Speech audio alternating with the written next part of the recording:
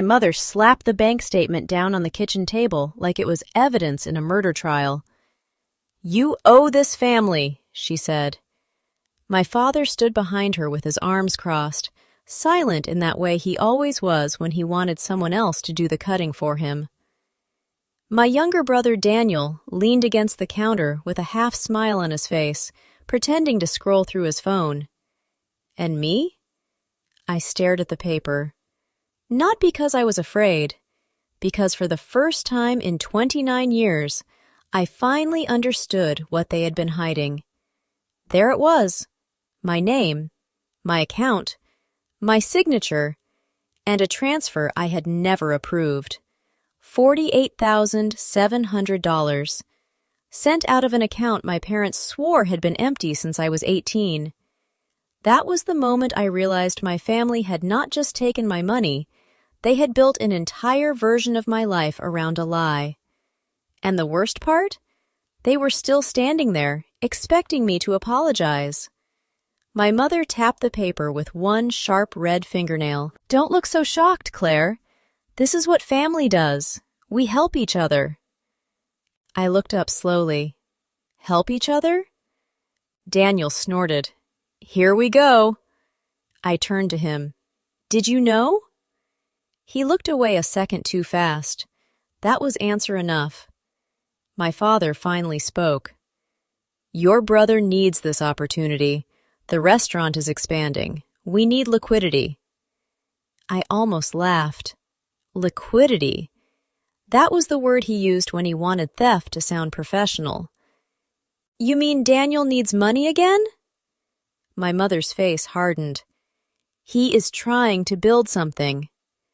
So was I. The room went quiet. That sentence landed heavier than I expected, because everyone in that kitchen knew what I meant. They knew about the scholarship I lost because my parents forgot to send the required financial documents. They knew about the apartment I gave up because they begged me to help with Daniel's first business idea. They knew about the nights I worked double shifts while Daniel posed online as a young entrepreneur. But in my family, memory was selective. Pain only counted when it belonged to the favorite child. My father sighed like I was exhausting him. "Claire, you've always been independent. Daniel needs support." There it was, the family motto. Claire can survive anything, Daniel needs help. My mother pushed the bank statement closer. "You signed the authorization." "No," I said quietly. "I didn't." Daniel's thumb stopped moving on his phone. My mother blinked. "What?" "I didn't sign that." She gave a small laugh. "Don't be dramatic." I picked up the paper. The signature was close, very close, but not close enough. Whoever had copied it had made one mistake. They used the way I signed my name now, not the way I signed it 8 years ago when that account was opened. My stomach tightened, because that meant the transfer was recent. Not years ago, not some old mistake. Recent. I looked at my father. "When was this done?" He didn't answer. My mother said, "That's not the point." "That is exactly the point." Daniel shoved his phone in his pocket. "Can we not turn this into one of your victim speeches?"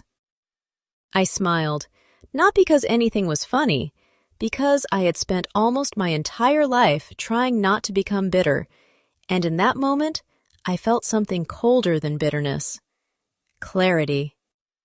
"I want to see the full account history." My mother stood up straighter. "You don't get to demand things in my house."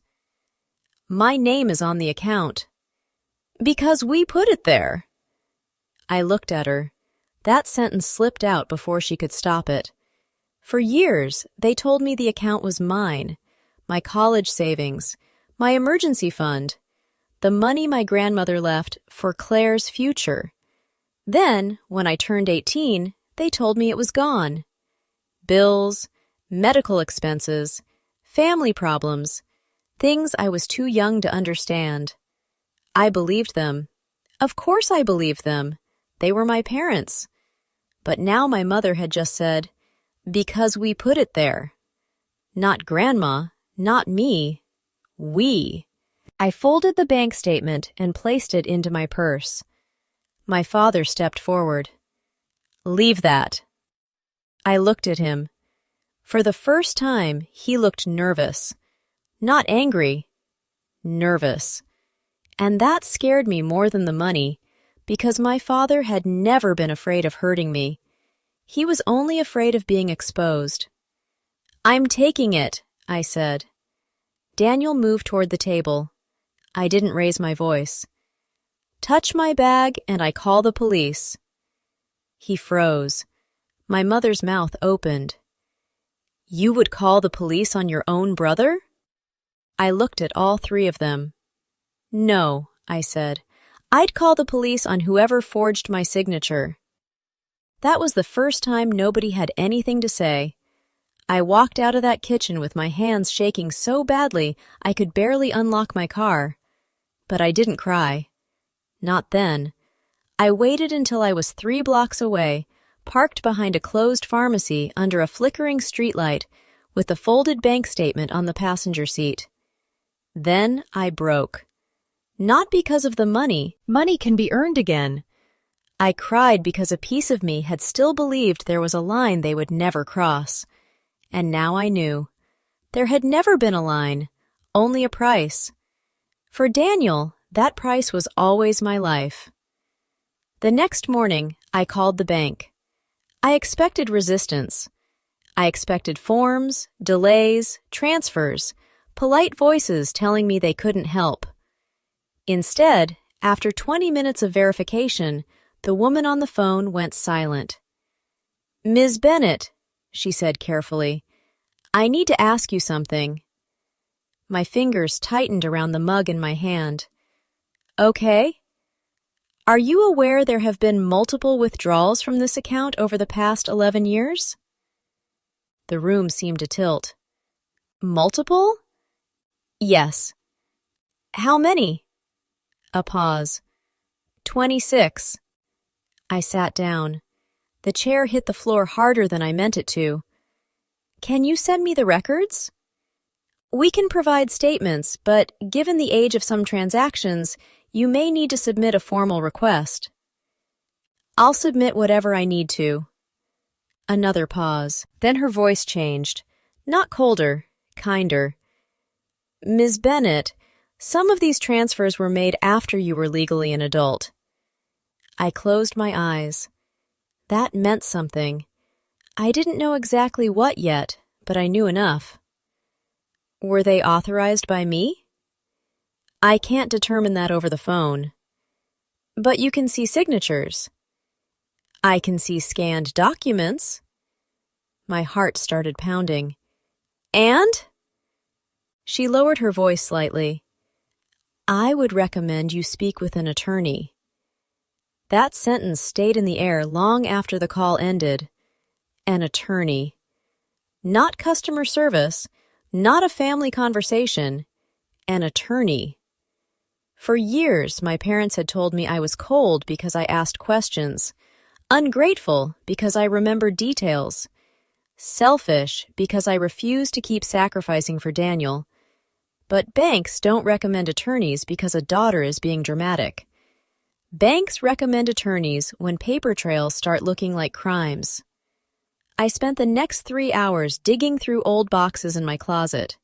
Tax forms, old pay stubs, birthday cards from my grandmother, a folder from high school with scholarship letters I had not looked at in years. And then I found it, a blue envelope with my name written in my grandmother's shaky handwriting. "Claire, for when they try to make you doubt yourself." My throat tightened before I even opened it. Inside was a letter. Not long, just 1 page. But by the time I reached the second paragraph, I had to sit on the floor. My grandmother had written that she set aside money for me. Not a little, not help with books money. A real amount. Enough for college. Enough for a first apartment. Enough to give me a start. She wrote that she had concerns about my parents. She wrote that my mother believed Daniel needed more help and that my father always followed whichever child brought him the most pride. Then came the line that made my hands go numb. I have instructed that this account remain under your name, with your parents listed only as temporary custodians until you turn 18. Temporary custodians, not owners, not family managers. Temporary. I read the letter 3 times. Then I read it again. And then, for reasons I still don't fully understand, I started laughing. It was not a happy laugh. It was the sound a person makes when the story they've been living suddenly splits open and shows the machinery underneath. My entire adulthood had been shaped by one belief. There was no money, no safety net, no choice. So I worked. I missed parties. I turned down unpaid internships.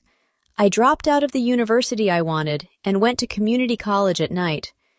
I told myself I was strong, independent, practical, and maybe I was, but I had not chosen that life freely.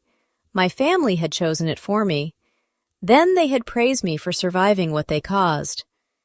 That night, Daniel called. I almost didn't answer, but something in me wanted to hear what lie came next. "Mom's upset," he said. No hello, no apology, just Mom's upset. I stared at the letter on my kitchen table. "Is she?" "You embarrassed her." "I found out someone forged my signature." He exhaled loudly. "Claire, come on." "Say it." "Say what?" "That you knew." He was quiet. Then he said, "You always make things so black and white." I smiled at the wall. That was Daniel's gift. He could make theft sound like philosophy. "It's pretty black and white when my name is on the document." "You don't understand what was happening back then." "Back when?" He didn't answer. I stood slowly. "Daniel." "It wasn't just one thing," he snapped. "Okay? Dad's business was failing. Mom was stressed. Grandma was interfering. You were going to leave anyway." I stopped breathing for a second. There it was. Not denial, justification. "You used my money because I was going to leave?" "You act like you were abandoned," he said, "but you wanted out." I stayed. "You stayed because they paid for you to stay." "That's not fair." "No," I said. "What's not fair is finding out my whole family used me as a bank account." He laughed bitterly. "You always thought you were better than us." "No, Daniel. I thought you were my brother." That shut him up. For maybe 2 seconds. Then he said the sentence that changed everything. "You should be careful before you start digging. You might not like what you find." The call ended. I stood there with the phone in my hand, staring at the screen. That was not a warning people give when they are innocent. That was a warning people give when they know there is more. And he was right. I did not like what I found. The next morning, I took a personal day from work and drove to the county records office. I told myself I was only checking one thing. Just one. My grandmother's estate filings. I wanted confirmation. Something official, something that could not be explained away by Mom's tears, or Dad's silence, or Daniel's smirk. The clerk was a woman in her 60s with silver hair and glasses hanging from a chain around her neck. She looked bored until I gave her my grandmother's full name. Then she paused. "Your family?" "Granddaughter." She typed something, frowned, typed again. "There were amendments." "To the will?" "Yes." "How many?" She looked at the screen. 3. My grandmother had never mentioned amendments. "Can I see them?" "You can request copies." "I'd like to." She printed a form and slid it toward me. While I filled it out, she asked, "Are you Claire?" My pen stopped. Yes. Her expression changed. Not dramatically, just enough. My mother knew your grandmother, she said. I looked up. She did? She used to come in here. Very sharp woman. I swallowed. She was. The clerk hesitated. Then she said, she came in once very upset, years ago. Said she was worried a child in the family was being taken advantage of. My fingers tightened around the pen. Did she say which child? The woman looked at the form, then back at me. She didn't need to. I left with copies in a brown envelope and sat in my car for almost 10 minutes before opening it. The First Amendment was simple. My grandmother increased the amount set aside for me. The second added instructions about education expenses. The third made my vision blur. If any custodian, parent, or family member attempts to redirect, withdraw, conceal, or misuse funds intended for Claire Bennett, then all remaining assets allocated to Daniel Bennett shall be frozen pending review. I read it again. And again. My grandmother knew. Maybe not everything, but enough. She knew Daniel was the center of my parents' world. She knew I was the one expected to understand, to sacrifice, to be mature. So she built a trap. Not out of revenge, out of protection, and my parents had walked straight into it. But the strangest part was at the bottom. A name I did not recognize. Attorney of record, Marcus Hale. I searched him in the parking lot. Retired estate lawyer, small office downtown, still listed as active by appointment. I called before I could talk myself out of it. A receptionist answered. When I said my grandmother's name, she put me on hold. Less than a minute later, a man came on the line. Older voice. Calm. Careful. Ms. Bennett? Yes. I wondered when you would call. My whole body went still. You know who I am? Yes, he said. Your grandmother made sure of that. I pressed the phone harder against my ear. What does that mean? It means, he said, that your bank statement is only the beginning. For a few seconds, I forgot how to speak. I sat in my car outside the county records office, gripping my phone so tightly my knuckles turned white. What do you mean it's only the beginning? On the other end of the line, Marcus Hale exhaled slowly. The kind of thing that should not be discussed over the phone. My stomach tightened. Did my parents steal more money? A pause. Ms. Bennett, how soon can you come to my office? That was not an answer, and somehow it was worse. Today. Good. Then he gave me an address. A small brick building downtown. Nothing flashy. Nothing that suggested the conversation waiting inside could change the story of my entire life. 2 hours later, I was sitting across from Marcus Hale. He looked exactly like I imagined a retired attorney would look. Gray suit, silver hair, careful eyes. The kind of man who listened more than he spoke. On the desk between us sat a thick file. My name was written on it. Claire Bennett. I stared at it. How long have you had that? Almost 11 years. I felt a chill. 11 years. That was not a coincidence. That was preparation. Marcus folded his hands. Your grandmother was one of the smartest clients I ever had. I'm starting to realize that. A faint smile crossed his face. She suspected something long before there was evidence. About my parents? Yes. I looked down. That hurt more than I expected, because part of me still wanted someone to tell me this was all a misunderstanding, a mistake, a paperwork issue, not a decade-long betrayal. Marcus opened the file. Inside were copies of bank statements, trust documents, letters, account records, and then he slid one page toward me. Do you recognize this? I looked at it. My breath caught. It was my grandmother's signature. Beneath it was a handwritten note.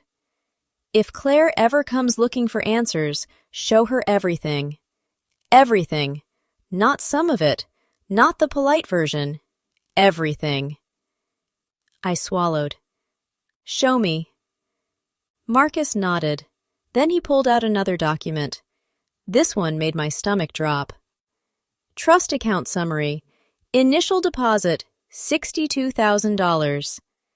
I blinked, then blinked again. $62,000.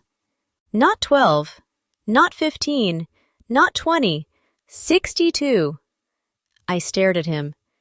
My parents told me there was almost nothing left. I know. Then where did it go? Marcus looked directly at me. That is where things become interesting. For the next hour, we went through records, one transaction at a time, one withdrawal at a time, one lie at a time. The first few years looked normal.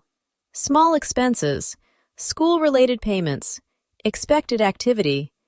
Then things changed. Daniel turned 16. Suddenly, money started moving. Large amounts. Tuition, business investments, vehicle purchases, personal transfers. I felt sick because every excuse my parents ever gave me was sitting on those pages. Only now I could see the truth behind it. The money had never disappeared. It had simply changed owners, over and over, until almost nothing remained. Marcus slid another paper toward me. This is where I became concerned. I looked down. Wire transfer, $18,000. Destination, Bennett Restaurant Holdings. Daniel's restaurant. The same restaurant my parents claimed they were trying to save. The same restaurant they now wanted me to help finance. They were asking me to rescue a business already built using my money. I laughed. A short, hollow sound. Marcus didn't interrupt.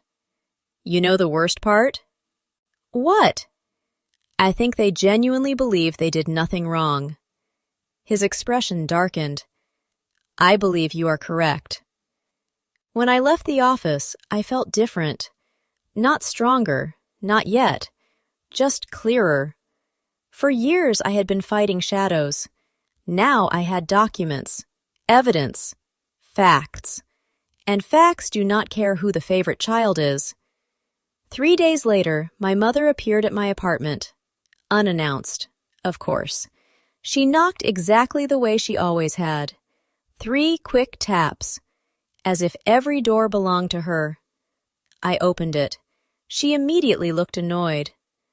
Why haven't you answered my calls? Why are you here? Claire? No, answer my question. Her eyes narrowed. That was new. Normally I backed down. Normally I apologized. Not anymore. I came because your father is worried. I almost laughed. Dad wasn't worried. Dad was terrified. There's a difference. What do you want? She stepped inside without permission, still acting like she owned every room she entered. You've been talking to people. I stared at her. Interesting.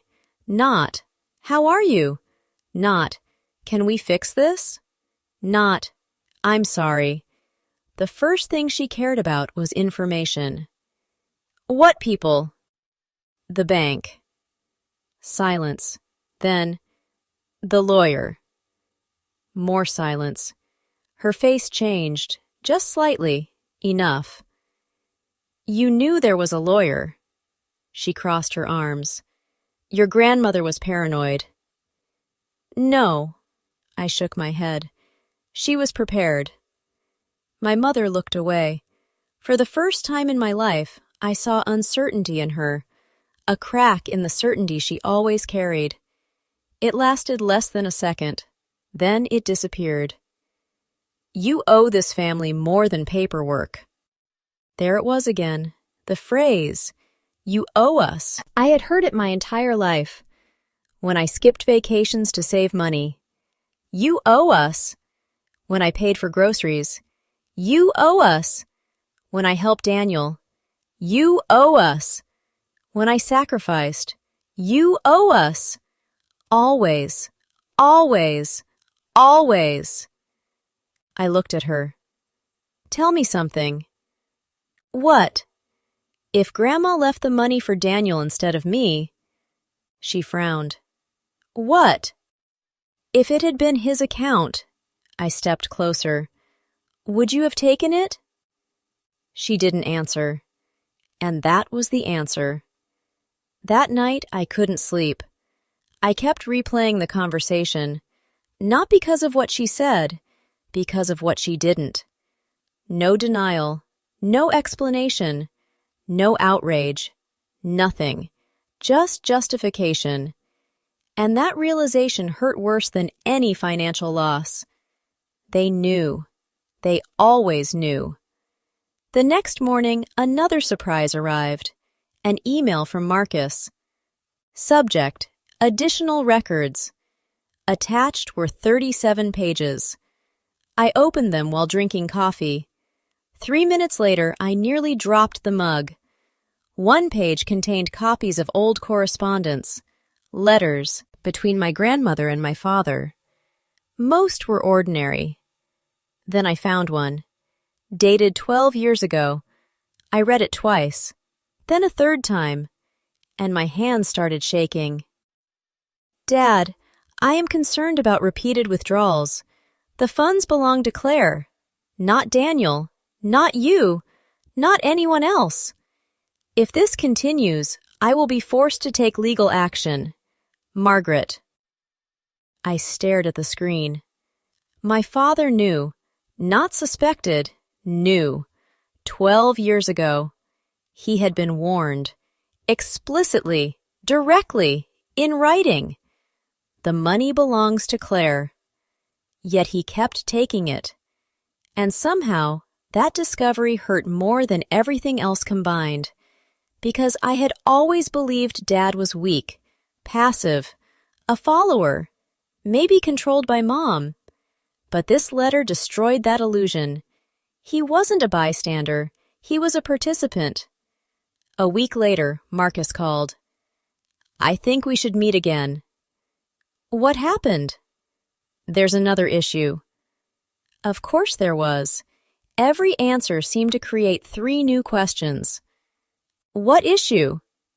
A pause. Then, there may be assets that were never disclosed. I sat upright. What kind of assets? Property. My heart skipped. What property? That, he said carefully, is what we're trying to determine. The next meeting changed everything. Because the money? The money was never the real story. The money was just the doorway. Marcus laid several documents on the table. Property records, tax filings, corporate registrations, and one address. A commercial property, purchased 15 years earlier. I stared at it. Why does this matter? Look at the ownership history. I did. Then froze. Original owner, Margaret Bennett, my grandmother, transferred into a trust. Then, nothing. No sale, no closure, no liquidation. The property still existed. Wait! I looked up. You're saying Grandma owned this? Yes. And nobody told me? Yes. I leaned back. How much is it worth? Marcus removed his glasses. Current market estimate? He slid over another page. I looked, then looked again, then again, because my brain refused to process the number. $1.8 million. I felt the room go silent. The money from the account suddenly seemed tiny. A footnote, a distraction, a decoy. Marcus nodded slowly. Now you understand why your grandmother created so many safeguards. I did. Finally. The trust fund wasn't the treasure, the property was. And if my parents had successfully buried the account history, I never would have found it, never would have asked questions, never would have discovered the building, never would have learned the truth. Which raised a terrifying question. Had they known about it too? Marcus watched me carefully. You're asking the right question. I swallowed. And? He opened another folder. Inside was a document signed 7 years earlier, a proposal attempting to gain control of the property, submitted by David Bennett, my father. I closed my eyes. For a moment, I couldn't even feel anger, only exhaustion, because every new discovery revealed another betrayal underneath it, like digging through layers of rot. My father hadn't merely taken money. He had spent years trying to gain control of something worth nearly $2 million and failed because my grandmother anticipated him. Every step, every move, every excuse. She saw him clearly long before I did. Marcus leaned forward. Claire. I looked up. The property is yours. Silence. Legally. More silence. No one can challenge it? They can try. My stomach tightened. And will they? Marcus gave me a look that answered everything. Yes, of course they would. The favorite child was running out of options. The restaurant was failing. The money trail was exposed. And now there was a property worth nearly $2 million. They would come. The only question was how far they were willing to go. And for the first time, I was ready to find out. Because this was no longer about recovering money, it was about ending a lie that had shaped my entire life. And I finally had something I had never possessed before. Proof. And soon, everyone in my family was going to learn exactly what that meant.